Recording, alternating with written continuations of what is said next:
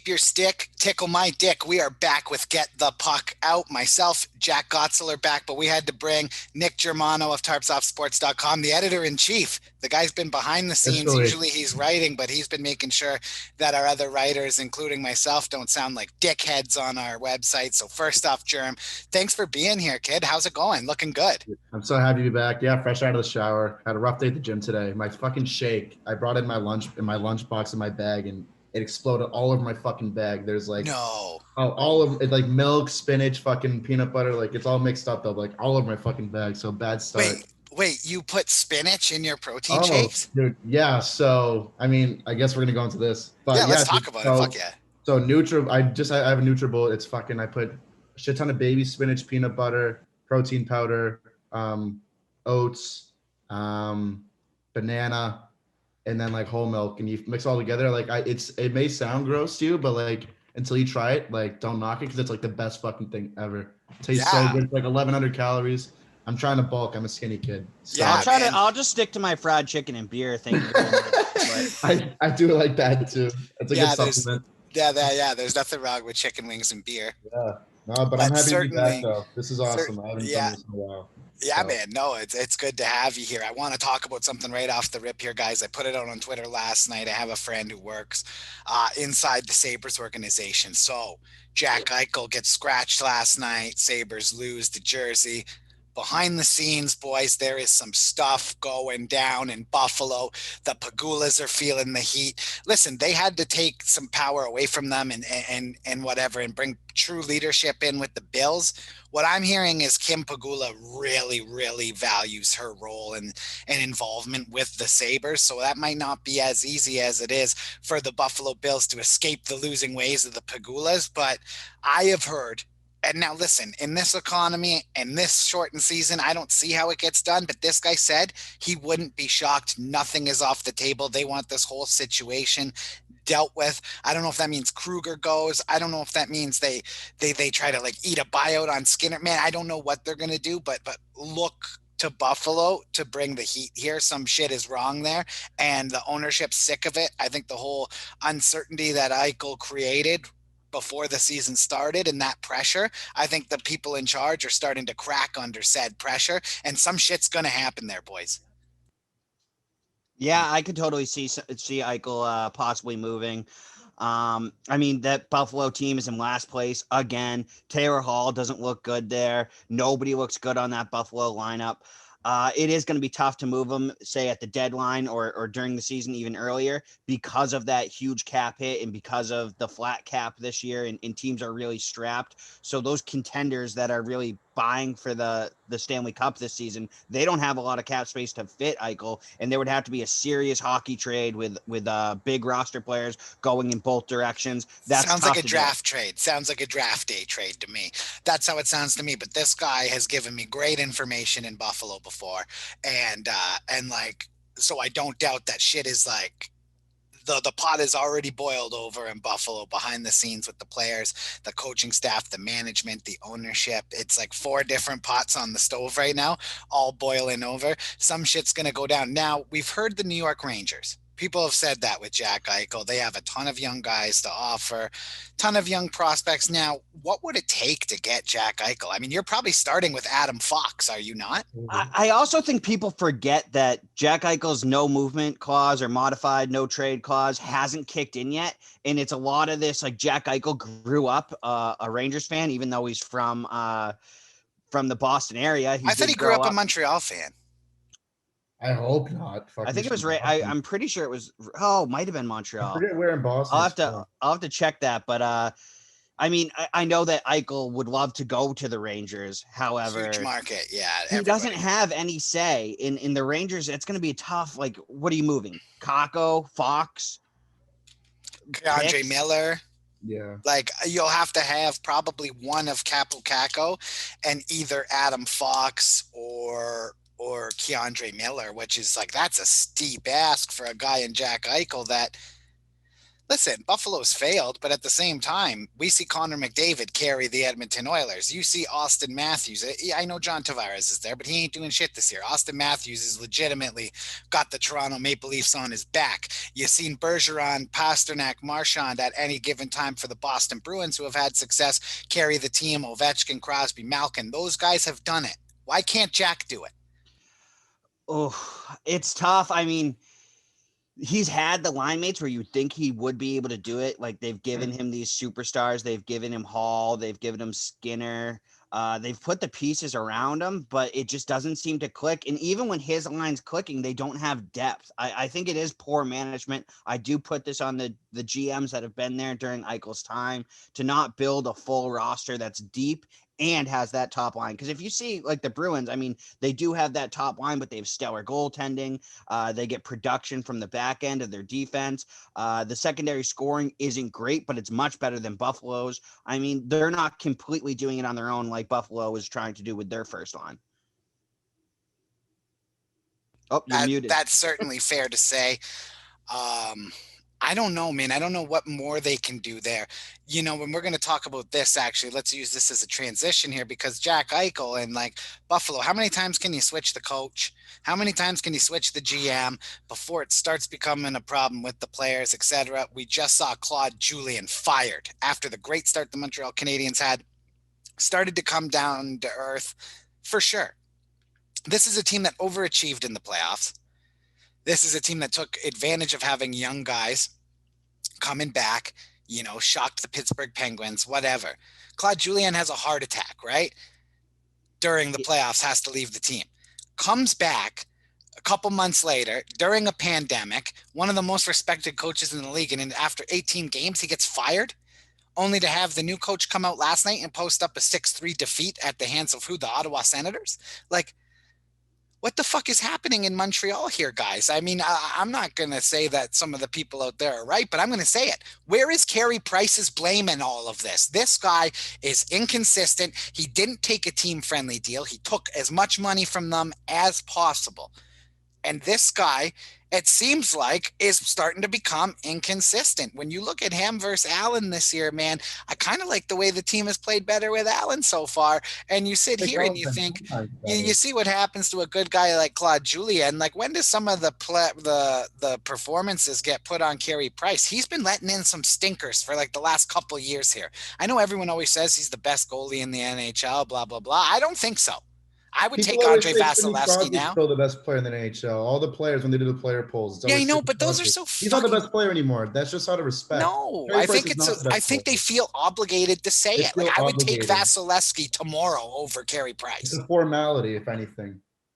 Yeah, no, I agree. I would take many a guy in the NHL. I'd take Hellebuck over. I'll take Hellebuck, Rask. I'll take Tuukka Rask over him. I mean, to a lesser extent, I put him in the same category as like Freddie Anderson in Toronto, that second tier kind of goaltending. I mean, Freddie Anderson leads the NHL in wins this season with 11. I love Freddie Anderson. Anderson. Hillary Knight's boyfriend, yeah. I don't go that far because Lindsey Vonn gets that kind of respect. I don't know much about Hillary Knight though, because like women's only the best women's hockey player in planet Earth. But you know, hey, sure.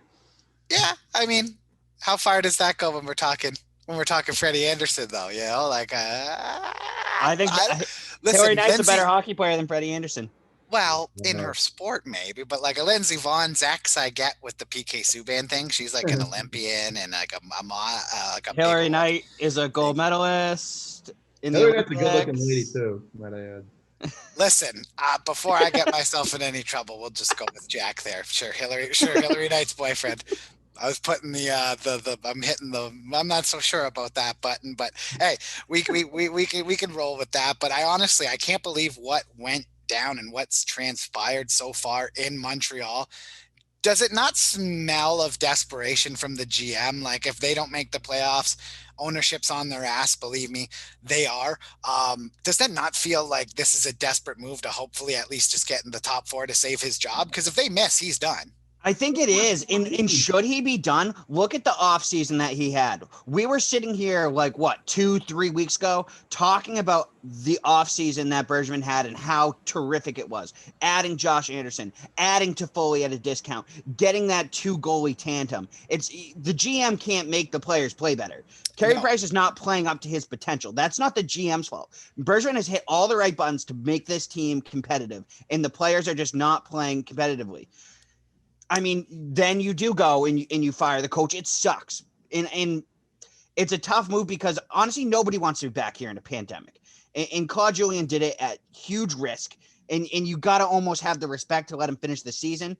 And maybe Montreal shouldn't judge so hard in a pandemic year and should have given Bergevin and Claude Julien a whole year to, this is a throwaway year. This is a COVID year. No one wants to be here. There's no fans. It sucks. And I wish that they would let both those guys not be on the hot seat this year and see how it does next year, because they have built such a great team. Yeah, I think they have in the last. I think of the Bruins last year. If you remember the Bruins last year when they started, they had like one of the best starts in the league maybe ever. And then they hit a fat, shitty, losing streak. No one fucking wanted to fire Bruce Cassidy, though, No, exactly. It's man, it was 1 week and all of a sudden he's gone. I guarantee if Claude stayed, this team probably would have made the playoffs. Teams have their fucking slumps, but it's just such a lack of respect for Claude only one, because I'm personally not a big fan of Claude. I loved him when he was on the Bruins, but I thought his coaching style was so outdated. It is. But he made it work with Montreal because they're such a defensive team. Their defensive line is so stacked and they can work with that. That's his type of play. Is it outdated or is it not exciting to watch? I think it was outdated. I mean, especially when it was with Boston. I mean, they had so many young players, but then you got guys like Shea Weber and Jeff Petry's having a breakout season, stuff like that. Josh Anderson's a more defensive player. I mean, Jerm, you just said something. I'm interested to see how Jeff Petry's going to continue outside of the Claude Julien defensive system. Yeah, I'm not saying Johnny Boychuk wasn't the same guy when he went to the Islanders, but he really wasn't the same guy when he went to the Islanders. Claude Julien's defensive system is definitely gassed up. That's what he does. For many players, Dennis Seidenberg, a ton of players along the way in Boston, he did that for. Yep. I don't know. Let's switch it, though, to another side of things. A team that we all thought were going to be shit this year and in the basement and are sitting first place in the Central Division, the Florida Panthers. The Florida Panthers, 28 points in 19 games, sit atop the Discover Central Division. Now Tampa Bay has a game in hand, only 1 point back. But listen, this team at home is 7-3-1, but they're 6-1-1 on the road. They're 7-3 in their last 10 games. Barkov and you got Huberdeau. These guys are on great team-friendly contracts. The goalie's playing great. Roger. Can they keep this up? Are they going to hit the wall, or are we going to see the Florida Panthers in the playoffs? Because I think that would be insane. I think you will see them in the playoffs. Yeah. I mean, they've got depth. They have those superstars to carry them through the regular season, and I think they'll be at the top. I think they'll be the number 2 team coming out of the regular season. My worry is that division is pretty soft. So when they do get out of that division and they do come to the playoffs and they have to face one of these beasts from another division, I don't think they stack up very well. Well, you only play outside the division, though. I think all the playoffs are in the division, and then it's like the top 4 left standing from each division then crossover. That's how then they get all the way till they get smacked by the. So they could come to like the division final or however they're going to run it here. But they got no shot against the Lightning in a 7-game series. No, they would lose in 4 games, 5 games probably. I agree with you. I want to talk to you about it, Jerm. You're here. You're a Bruins fan. They're sitting tied atop the division, 2 games in hand as well on the Washington Capitals. Yeah. It seemed like last night on Twitter, we had some panic in the Boston Bruins world. I was telling everybody to relax. This is a team that has David Krejci, Jeremy Lauzon, Matt Grzelcyk, fucking Kevin Miller, his knee. No Rask in net. No Rask in net. They got Halak playing last night, and this team hadn't played since Sunday. And it's funny, it's coming from the same people that want to give those young players more ice time. If you want to give those young players more ice time, you have to expect for them to make young player mistakes. Trent Frederick turns the puck over. We're all begging to see more Trent Frederick, and now he makes one mistake and you want to put his head on a stick? Like, come on, smarten up. I agree. I completely agree. I don't know. It's so crazy to see all this overreaction, especially over one game. But if it's any fan base I would do it, it's the Boston Bruins fan base because we're the fucking worst with that. It's so annoying to watch sitting here, keep my mouth shut. I can't help it sometimes. I gotta let people know how stupid they sound.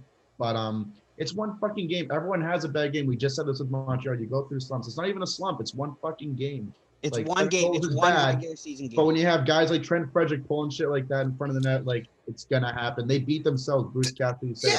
Yeah, they're young guys, and those mistakes are gonna happen. But you can't write slapdick article after slapdick article about needing the young guys and it's time to change the guard and everything, and then bitch when the guard changing is a little turbulent. Like that's gonna happen. Yeah, here's a game. You're not going to fucking win any games in the playoffs. You got to keep a level head. It's so obnoxious. It's a professional sport. These guys know what they're doing. Give them more than 60 minutes of ice time to make up their minds, you know? Here's an awful tweet. This one's a poll. We know that Rask is in tonight. Should Cassie implement any changes after last night's third period implosion? If so, what? If not, why? And then the poll is 1, no, let them play it out. 2, draw from the taxi squad. 3, juggle the lines. Or 4, other. I would like to buzz the other button there, and my answer to that is shut the fuck up. Who wrote that? What a dickhead. That's such a... Boys, relax. It's one game. And guess what? They're like, oh, we're so sick of losing to the Islanders. Every year, every team has a team within their division. It doesn't matter. Even if they're worse than them in the standings, you guys have all played hockey before. Sometimes there's a team that just has your number. It's hockey. That's what happens when you get all these fucking... You know, I get it. Hockey's for everyone, blah, blah, blah. Shoot me in the head. But these guys don't know what they're talking about. Who was the one guy on the Devils that would always fucking have the Bruins number? Was it Brendan Tanev? I forget who it was. There was some fucking guy, but his stats against the Bruins were fucking out of this world. And then look at Pajot. He's got like 4 or 5 of his 8 goals on the season against Boston this year. So you know what? It's like, yeah, man, you can name a million times. Like even Pat Maroon used to have his way with the Bruins. Big reason why Tampa Bay brought him in from St. Louis after that cup run and then found a way to keep him this year because they know that that's probably a team that they could end up having to go through at some point, even when they make it out of the division. So listen, I mean, Boston Bruins fans are, you know, everybody rips on Toronto Maple Leafs fans, but I find the more unreasonable people come out of Boston. And I think it's because the Patriots and the Celtics and the Celtics only won one, but it's the Red Sox and Patriots that really made you fucking Massachusetts people spoiled, man. Not you guys. I just mean in general. No, I agree. We have have some fucking respect for your team and players. And then like also these guys were there like, but they clapped for Kevin Miller, you know, that I know who you're talking about, Jack. I just saw the poll here across my thing. And again, slapdicks will say slapdick things, and there's a ton of slapdick blogger fucking people out there that don't understand hockey and just want to be in there to change the way it is. And he's one of those guys. That guy comes in my DM or in my mentions and argues shit all the time. That guy can fuck himself. Well, it's just like they're treating a one regular season loss where, yeah, it was a blowout and the goals came late and the Bruins kind of gave up and they sold out, and they're treating it like they lost Game 7 of the Stanley Cup Final on home ice again. I'm going to say it right now. The Boston Bruins are going to beat the New York Rangers tonight. Here we go. Jack, I'm putting you in this bet too. If the Bruins lose tonight and go on a losing streak and it's panic, we will chug a drink for every game they lose in a row. So if they lose tonight, we got 2 drinks. Because you know what? I'm sick of these slapdicks in Boston always whining. Oh, we need to let the young guys play. But every time something bad happens, let's complain. Young players make mistakes. Learn the game of hockey. You fucking jagaloons. Like, it just drives me nuts. Fucking jagaloons. The lot of them, Germano. I love that. Germano, ETD and you understand. Oh my God. Fucking he's the man. ETD is the man. I like that account. I don't know who runs that account, but whoever it is. Anonymous. He's a fucking never shown his identity, but fucking, I'll find him one day. I'll figure it out. You guys have a good relationship. It's Brad Marchand. Oh, it probably is. It probably is Brad Marchand. But it was funny because said slapdick that you're talking about there, Jack, had blocked ETD and then like unblocked him a bunch of times, and I saw that, so I went to see because slapdick boy had me blocked too, and he unblocked me. So funny, man. Germ, another guy from a place we used to work at, a certain diehards place that like I had like ended off the show. I went through our Periscope channel to see like our live streams. He's been really scouting every single stream we've done. Really? The haters are mad. Keep What being did I, mad. What did I tweet to you today? What did I tweet to you? They said these are the Tarps off people. They hate Tarps off. I'm like, they don't fucking hate us.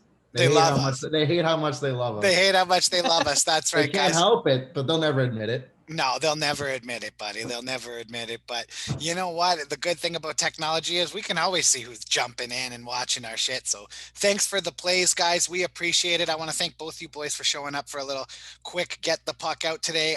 But before we go, let's take a look here. We got a pretty busy Saturday night as far as it goes tonight. It's Friday, February 26th. We have the Bruins taking on the Rangers. I think that's a great bounce back game for all the panicky dickheads in Boston. Then the Kings are taking on Minnesota, Colorado, Arizona. But Saturday, this weekend, man, football's gone. It's hockey weekend. We got Philly, Buffalo. We got on Saturday, there's 3 games at 1. There's a 3 o'clock. There's 1, 2, 3, 4 games at 7, 2 games at 8, 9 o'clock. 3 games, 2 games at 10 o'clock and a game at 10:30. Tons of hockey this weekend. Sunday, the Bruins and Rangers go at it again. 12 p.m. early games, not my favorite. You got the Toronto Maple Leafs taking on the Edmonton Oilers on Saturday night. That'll be a massive game. Those are now the top 2 teams in the North Division. Connor McDavid versus Austin Matthews, 2 best players in the league. Excited for it. We'll talk to you guys Monday. Remember, get the puck out in tarpsoftsports.com. You either run with us or run from us, motherfuckers. Take it easy.